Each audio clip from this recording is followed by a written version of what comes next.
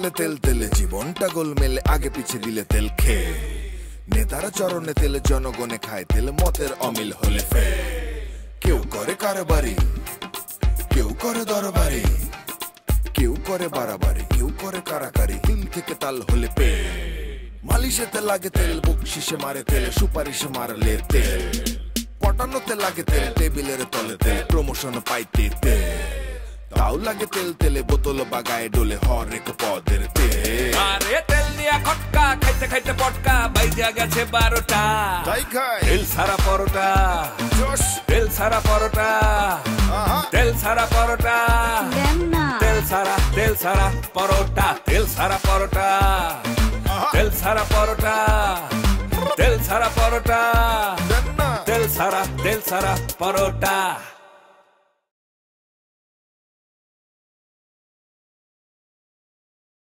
Sir বলছে তোমার promotion যা লাগে নিয়ে নাও, কোনো সমস্যা নাই।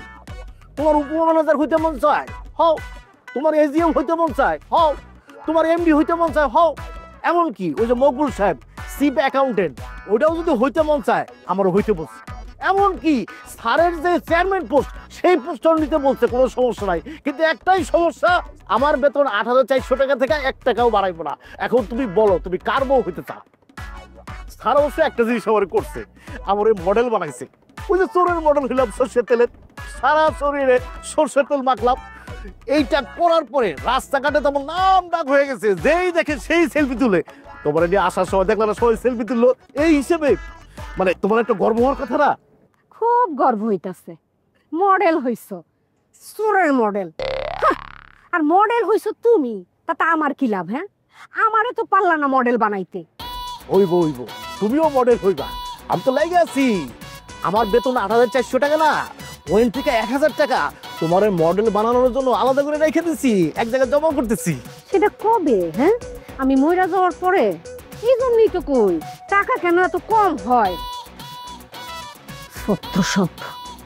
আচ্ছা ঠিক আছে, ওই যে ফুচকালা তোমার দিকে হাসি দিয়েছিল না, চলো আমরা গিয়ে ফুচকাটা খাই।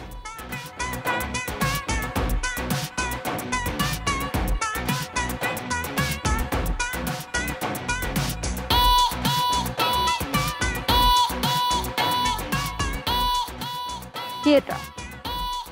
হাই দেখো না, অ্যাপয়েন্টমেন্ট লেটার। এটা আমি দিচ্ছেন কেন? এটা দিয়ে আমি কি করবো? কি বলে মানে তোমাকে দিব না, মানে তোমাকে দেখাবো না তাহলে কাকে দেখাবো? আমাকে বলছিলে না স্থায়ী ইনকামের ব্যবস্থা করতে, এটাই তো স্থায়ী ইনকামের ব্যবস্থাপত্র। এছাড়াই তো তোমাকে। স্থায়ী ইনকাম হয়েছে, ভালো হয়েছে, তবে আমার তো বেশ কিছু ইস্যু আছে, তাই না? আপনার হাইট, আরো অনেকগুলো সাবজেক্ট নিয়ে আপনার সাথে আলোচনা করতে হবে। হ্যাঁ, অনেকগুলো সাবজেক্ট, মানে আমি তো মানে আমার মনে হচ্ছে আমি সব সাবজেক্টে তো আমি পাশ করে ফেললাম, শুধু 2টা বাকি ছিল। একটা হলো স্থায়ী ইনকামের ব্যবস্থা, সেই স্থায়ী ইনকামের ব্যবস্থাটা হয়ে গেল। আর হাইট তো বেড়ে গেছে। আমরা এখন পজিটিভ একটা রেজাল্ট আমরা পেতে পারি, মানে তুমি একটা সিদ্ধান্ত দিলেই হয়ে যায় আর কি। পজিটিভ মানে? পজিটিভ মানে এই তো মানে স্থায়ী ইনকামের ব্যবস্থা, আর ধরো আমার হাইট 2 ইঞ্চি বেড়ে গেছে, তোমার যে কন্ডিশন ছিল সেটা তো ফুলফিল হয়ে গেছে। এখন একটা চূড়ান্ত সিদ্ধান্তের দিকে আমরা যেতে পারি আর কি, এই পজিটিভ। মোটেও না, কারণ মতামতের একটা ব্যাপার আছে। আমার বাবা আছে না? ও, তোমার বাবার মতামত তো মানে ওনার সাথে আমার যে সম্পর্ক, উনি তো আমাকে একদম নিজের পুত্র সন্তানের মতো দেখেন। উনার মতামত আসলে আমি নিয়ে নিতে পারবো, উনি পজিটিভ থাকবেন। তবে বাবা মতামত দিলেও কাজ হবে না, এখানে আমার নিজস্ব মতামত আছে। তোমার নিজস্ব, হ্যাঁ তোমার নিজস্ব মতামত তো থাকবেই, সেই জন্যই তো আমি, তুমি যে কন্ডিশনগুলো দিলে আমি তো সবকিছুই করে ফেললাম। তো আবার কি? আচ্ছা, ঢাকায় আপনি কোথায় থাকেন বলেন তো? ঢাকায় বাসায় থাকি। বাসার কথা বলিনি, বাসাটা কোথায় সেটা বললাম। না, বাসাটা ওই বাসাবো। বাসাটা ভাড়া বাসা না নিজের বাসা? না, সেইটা মানে ভাড়া বাসা, কিন্তু ভাড়া বাসা হলেও নিজের বাসার মতোই থাকি, ওইটা কোনো সমস্যা নাই। ভাড়া বাসা। এটা আমাদের নিজের বাড়ি। আপনার নিজের বাড়ি আছে?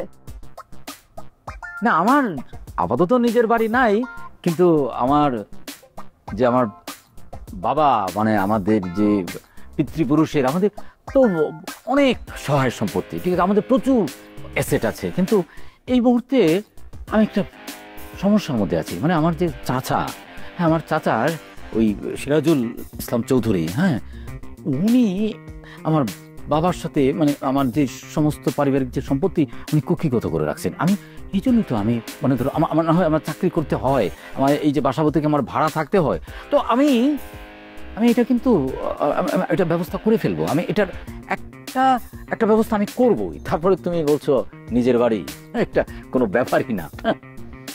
যাই হোক, আমি আর এ বিষয়ে আপনার সাথে এখন কথা বলতে চাচ্ছি না। আমার একটু কাজ আছে, বাইরে যাব। আপনি কি আরো কিছুক্ষণ বসবেন? তাহলে ভদ্রতা দেখিয়ে চায়ের ব্যবস্থা করব। ও আচ্ছা, তোমার বাইরে কাজ আছে, তাহলে তো তুমি নিশ্চয়ই যাবে। আচ্ছা, ভদ্রতা করে যদি তুমি চার ব্যবস্থা করো, আমিও ভদ্রতা করে খাবো। মানে আমি যদি ভদ্রতা করে চা না খাই, এটাও তো এক ধরনের অভদ্রতা হয়ে যায়, তাই না? করবো, দুজন মিলে চা খাই। আমি আমার লাইফে আপনার মতো এত ভদ্রলোক দেখিনি কখনো। ভালো বলছো, আমার মতো ভদ্রলোক।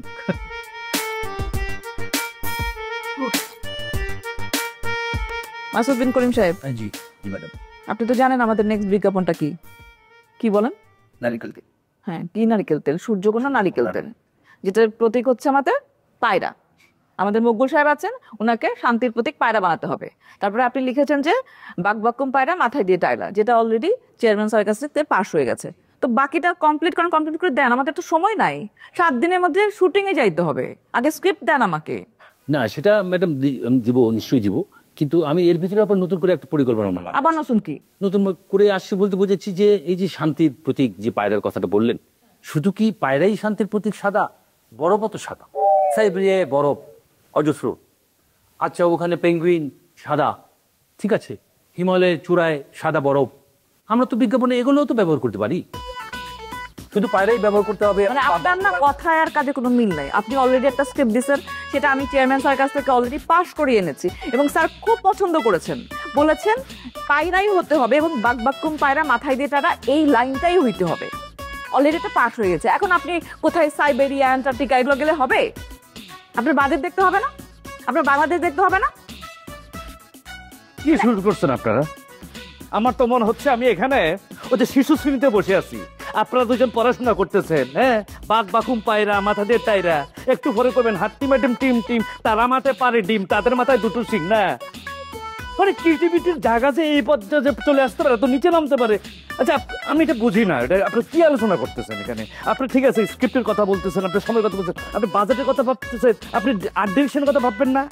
এখানে কি আর্ট ডিরেকশনটা নাই? আর আপনি কি আপনার কলম যেমনে চলবে আপনি এমনি চলবেন? শুনে আপনি তো লিস্টে পাইটেন না, হ্যাঁ, তো আমাকে লিখতে। হ্যাঁ লিখেন।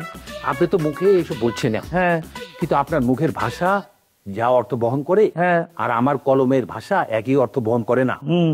আমি যখন কলম ধরি তখন আমি যে ভাষায় লিখি আর আপনি মুখে যে ভাষায় বলেন, দুটা অনেক পার্থক্য। হ্যাঁ, পার্থক্য তো হবেই। আপনি যে কলম ধরেন, কলম যে চলতেছে, কলম তো আপনারা চালাইতেছে, আপনি তো কলম চালাইতেছেন না। নাট্যকারের কলম তো নাট্যকারকে চালাইতে হবে। এই যে ফাত্তা সাহেব, আপনি একটু চুপ থাকবেন? আমি আর উনি কথা বলছিলাম, তাই না? আপনি পরে কথা বলেন, আপনার কথা বলার টাইম যখন আপনি বলবেন। শোনেন, আমার বাজেট নাই, আমি বড় জোর 60টা পায়রা জোড়া করতে পারবো, এর থেকে পারবো না। সো আপনি বাংলাদেশে থাকেন, পায়রায় থাকেন, পায়রায় থেকে আকাশে না থেকে মাটিতে থাকেন, থেকে প্লিজ যত তাড়াতাড়ি সম্ভব স্ক্রিপ্টটা কমপ্লিট করেন। স্ক্রিপ্টটা কমপ্লিট না করলে আমি কিছুই করতে পারছি না। আরেকটা কথা বলি, আপনি তাকে মাটিতে থাকতে বলতেছেন, তিনি এখানে জিনিসটা আপনার কলম কি? আপনি আমার ঢুকতেছেন কেন বুঝলেন না? আমি কথা বলতেছি না? আচ্ছা, আমি কি কথাটা বলবো না? বলেন, আপনি বলেন। হ্যাঁ, আমার আর্ট ডিরেকশন তো আমাকে করতে হবে, আর্ট ডিরেকশন তো আপনি করবেন না, আমাকে আর্ট ডিরেকশনটা করতে হবে। আপনার স্ক্রিপ্টের মধ্যে আপনার স্ক্রিপ্টের মধ্যে ডিমান্ড করতেছে এখানে উলু খোলার পুবাইল, কিন্তু কলম চলে যাচ্ছে সাইবেরিয়া। হ্যাঁ, আপনি ডিমান্ড করতেছে পায়রা, আপনার কলম চলে যাচ্ছে ওই যে পেঙ্গুইন চিনে। এই দেশে এখানে মানুষের পেঙ্গুইন চিনবে? পেঙ্গুইন কাকে বলে? পেঙ্গুইন দেখতে কেমন? হ্যাঁ, পেঙ্গুইন কোথায় থাকে বুঝে? আপনাকে একটা কথা বলি, ঠিক আছে, আপনার কলম কিভাবে চলে না চলে একই কথা বারবার বলতেছেন। আপনি তো ঘোড়ার ডিমটাও জানেন না, তাই না? শুধু লেখাপড়া করছেন, কিন্তু প্র্যাকটিক্যাল কোনো সেন্সই তো আপনার নাই। আপনি তো আসলে একটা আপনি তো একটা ছাগল। আমি দেখুন আপনি কিন্তু আমাকে এভাবে আপনাকে তো আমি যে এই যে আপনি এত কথা বলতেছেন, আপনাকে তো এই পরবর্তীতে যে আপনাকে ঢোকার সুযোগ করে দিলাম সেটা তো আমি করছি। আমার কারণে আজকে আপনি আমাদের সাথে বসে মিটিংটা করতে পারছেন। ঠিক আছে, একই প্যাচাল ঘুরায় ফিরে একই প্যাচাল করে দাও। ঠিক আছে, আপনাকে আমি একটা কথা বলি, আপনি এভাবে ছাগল বলবেন না আমাকে, ঠিক আছে? আপনি আমাকে দরকার নাই তো, আপনি আমাকে ঢুকানোর দরকার নাই এখানে। আমার জন্য আপনাকে কোনো রকম রিকোয়েস্ট করার দরকার নাই। আর আপনি কি সেটা তো আমি জানি। ওই যে আপা তো বলছে, ম্যাডাম তো বলছে, কি বলছে? যে you are good for nothing, যে আপনাকে এখানে ওরা পারলে ওরা আপনাকে লাথি মেরে বের করে দিবে। হ্যাঁ, যে আপনার তো কিছু হয় না, আপনি বসে বসে টাকা খান। শুনেন, হ্যাঁ, এগুলো তো আমরা বলি না। মানে আপনাদের কথাবার্তা শুনে মনে হচ্ছে কি মানে আপনারা একটা মানে শিল্পের পথে আপনারা হাঁটেন। আপনাদের কথা শুনে তো মনে হচ্ছে ডাস্টবিন থেকে উঠে আসছেন। এখানে আর কিছুক্ষণ থাকলে আমি দম বন্ধ করে মারা যাবো। যান বাঁচেন। যখন নিজের জিনিসটা বেরিয়ে যায় তখন মানুষ অসহ্যই বলে।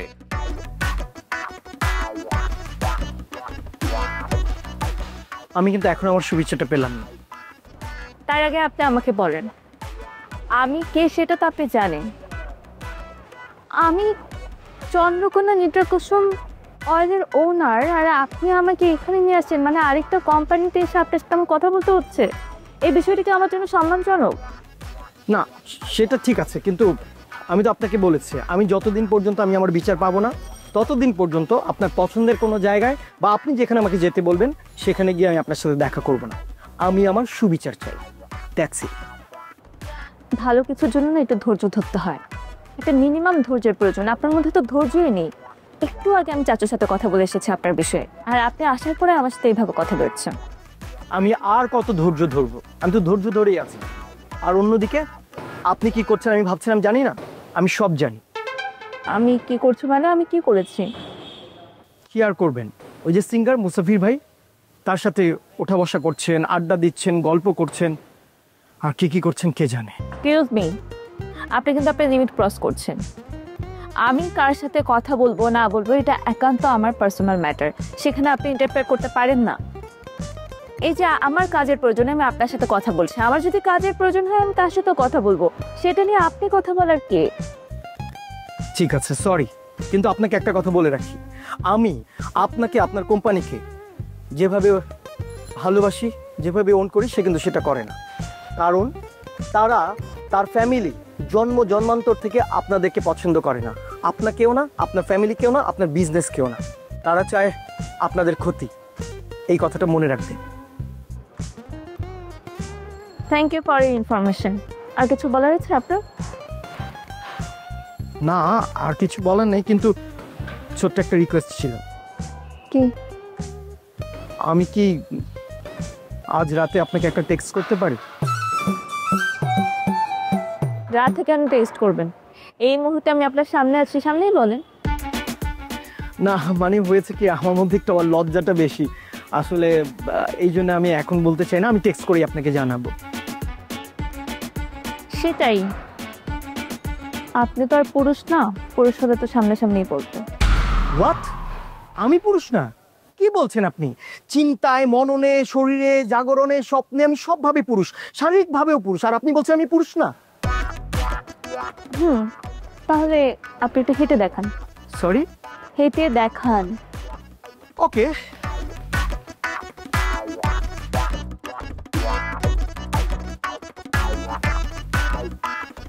প্রমাণিত আপনি যে পুরুষ না, আপনার মধ্যে যে পুরোটা একটা মেয়ে বাস করে সেটা প্রমাণিত। আপনি কি বলছেন? আমি কি বলছি বুঝতে পারছেন না? শোনেন, অত কথা শুনতে চাই না, আমি আপনাকে রাতে মেসেজ করবো, দ্যাটস ইট। আমি আপনাকে শুনিয়ে দিচ্ছি, আপনি যতদিন পর্যন্ত একটা পুরুষ রূপান্তর না হবেন, আপনার চলাফেরা সবকিছুতে যতদিন পুরুষত্ব না আসবে ততদিন পর্যন্ত আমি আপনার মেসেজের রিপ্লাই দিব না।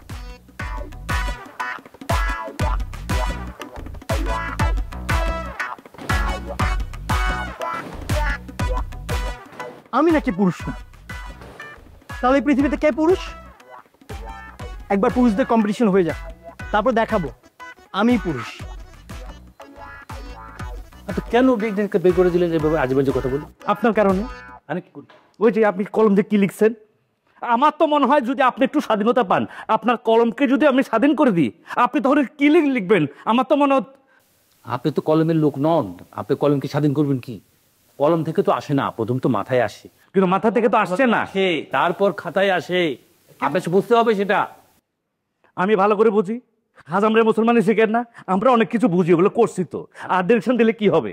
হ্যাঁ, আর ডিরেকশন তো কলম থেকে আসে কিছু নাকি, পড়াশোনা আছে, আমরা পড়াশোনা করছি না। আমাদের কোথায় পড়াশোনা করেছেন সবাই জানে, আপনি চারুকলার ছাত্রই না, আপনি আর্ট ডিরেক্টর হয়ে গেছেন। ওই যে পিছনে ঘুরে ঘুরা বিখ্যাত নাট্যকারদের পিছনে ঘুরে ঘুরা 14 নম্বর টাইপিস্ট হইয়া 200 লাইন শিখছেন, এখন নিজেকে নাট্যকার বানালেছে।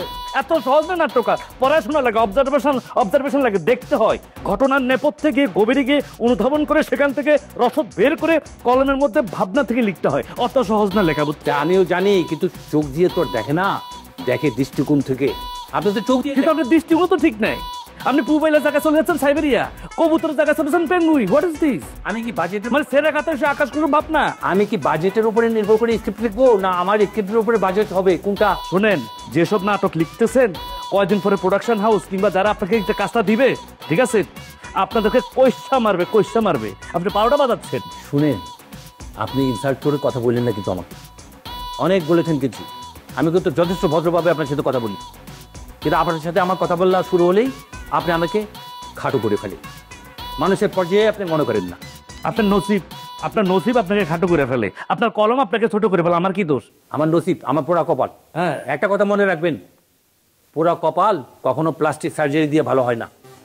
মাথাটা ভালো করে এটা ঢুকানো, এই কথাটা ঢুকাইছি আমি। হ্যাঁ, শুনেন, আর আপনাকে একটা কথা বলি, এসব নাটক বা ওবিসির স্ক্রিপ্ট না লিখে আপনি ছড়া লিখেন। হ্যাঁ, কি বোর হলো দোর হলো খুকুমুনি চোটরে, ওইটাকে জুই শাকে ফুলকুকি ছোটরে, বুঝছেন? এসব লিখেন, অনেক মার্কেট পাবে। শুনে, এগুলো আমাদের জন্মের আগে লেখা হয়ে গেছে। পাখি সব করে রব, হ্যাঁ, এই তো ধরতে পারছেন লাইনার, ওইটাই আপনার কাজ। রাত্রি পোহাইলো, হ্যাঁ, কুসুমে কলি, হ্যাঁ, ফুটিলো। হ্যাঁ, ঠিক আছে, ওইটাই লেখেন, ঠিক আছে, এখন ওইটাই আপনার কাজ। আচ্ছা, আপনি যাবেন না আমি চলে যাবো? না, আমি চলে যাবো, আপনি থাকেন। তো যান না কেন, বসে আছেন কেন? না, বসেন, নির্লজ্জের মতো বসেন, আপনি বসেন। এইসব মাল যে কই থেকে আসে, কই থেকে যেসব বাতিল মালরা আসে, আমদানি হয়, খয়রাতি জিনিসপত্র নিয়ে আইছি এখানে।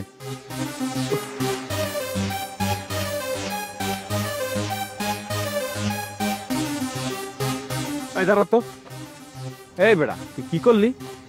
তুই আমারে কইলি কি আর করলি কি? তুই আমারে কইলি যে ভাই ওরা যায় আমি সাপের মতো ঘুরামো আর আশ্রামো, তুই যা করলি কি? খাবার ধরে দাঁড় করাচ্ছিস, দাঁড় করা প্রীতির আলাপ শুরু করে দিচ্ছিস। তোরা কি গার্লফ্রেন্ড বয়ফ্রেন্ড? আমি আর একটু 3 সেকেন্ড লেট করে তোর খাবরায় কানকা লাল বানালে তো। ভাই, গতকালকে যে জোশটা ছিল সেই জোশটা আজকে পাই নাই ভাই। কি লিখে পাবি না তুই? ওই বেটা, জোশ কি বারবার আনান যায়? তোর ভিতরে এটা পোষণ করবি না তুই? তুই পাস নাই, তোরা দেখ কিছু হবে না। তোরা যে গুরু কয় এমনি এমনি কয় না, বুঝছ নাই? তুই তো কোনো কামেরই না, তোর দেহটা হুদাই। ভাই, এবারের মতো আমাকে মাফ করে দেন ভাই। তোরা আর হবে না, এটা মনে কর আমার অন্য কিছু করতে হবে, অন্য মাধ্যমে ওর মুখ থেকে আমার স্বীকারোক্তি নিতে হবে। ভাই, আমরা আরেকটা বার সুযোগ দেন ভাই। এইবার শুধু সাপের মতো আসছামু না, ফুটবলের মতো লাইট থামো আমি। ধর বেটা, তুই কি করবি আমার বুঝা শেষ। ঠিক আছে, যেহেতু গুরু তোরা বারবার সুযোগ দিছে, তুই ব্যর্থ হইছস, আমি তো গুরুরই শিষ্য, বুঝছ নাই? আমিও তোর আরেকটা সুযোগ দিতেছি। ভাই, তুই কি করস? আপনি আরেকটা বার শুধু সুযোগ দিয়ে দেখেন, ফুটবলের মতো লাইট থামো শুধু আমি। ঠিক আছে, তোর একটা সুযোগ দিতেছি, যদি তুই এবার না পারস, তোর এই দেহটা না, এই দেহটা হলে মনে কর যে আর তুই কিছু করে খাইতে পারবি না। সহজ একটা কাম পারস না বেটা, না? আয়,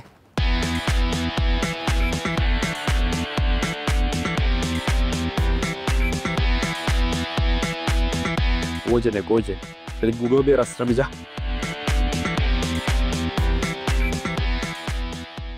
এখন কি অপরাধটা করছেন এটা আমি খুলে কইবেন।